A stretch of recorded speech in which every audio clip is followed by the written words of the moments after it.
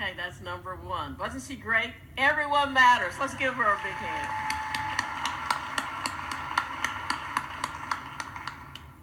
Our next speaker has already been introduced. She is none other than the almighty Mackenzie Lewis. And she is our governor's humanitarian award winner. She also was a winner in the intermediate division of our oratorical contest. She is a fifth grader from Columbus. Mackenzie plans to become a pediatrician. Please welcome back Mackenzie Lewis.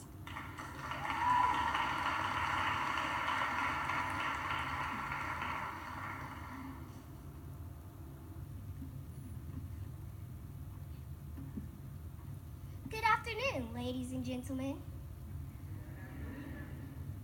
My name is Mackenzie Lewis. I am 10 years old and a 5th grade student at Berwick Alternative K School. And the topic of my oration is His Presence.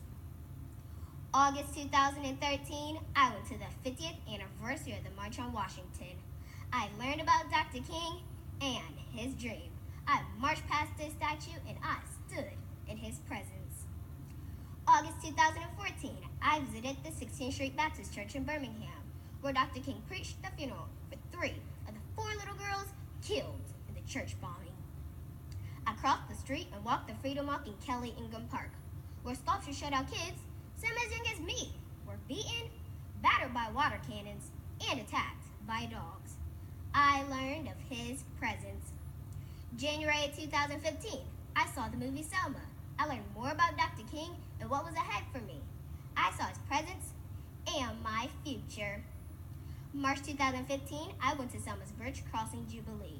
Hundreds of thousands of people were there to remember the 50th anniversary of Bloody Sunday, the Selma to Montgomery March, and the Voting Rights Act of 1965. I saw 104-year-old Amelia Boyson. Dr. King organized the Selma to Montgomery marches in her house. The first attempt to march to Montgomery, she was beaten, unconscious, and left lying on the bridge. During the Jubilee, I participated in the Children's Sojourn, freedom songs, visits to historic buildings, and skits used to tell kids about the Selma to Montgomery marches. At Brown Chapel Church, where the 3 marches began, I heard from Cheyenne Webb, Dr. King's smallest freedom fighter. At 8 years old, she was heavily involved in the civil rights movement and the youngest person to attend the Selma to Montgomery marches. I was excited to learn the path we were following from Brown Chapel was the same one the Selma to Montgomery marchers took. I realized I was walking a path of strength and courage. That weekend, I learned a lot. I learned that being a leader can be hard. It can be scary, it can be dangerous, and even deadly. The most important thing I learned, that as kids, like those of us in this room, can make a difference. The peaceful actions of the kids that participated in the marches made headlines and changed history.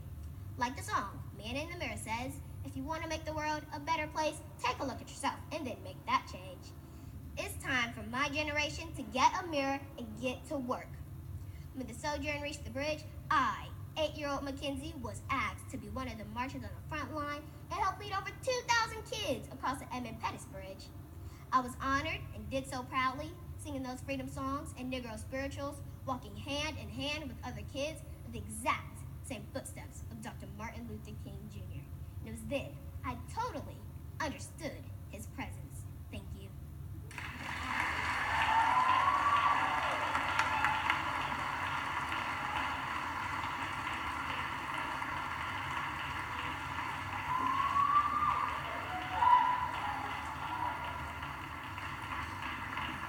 Wow, wasn't she great? Oh, I think back, what was I doing at 10 years old? It's certainly not that. Wow, let's give her another round of applause.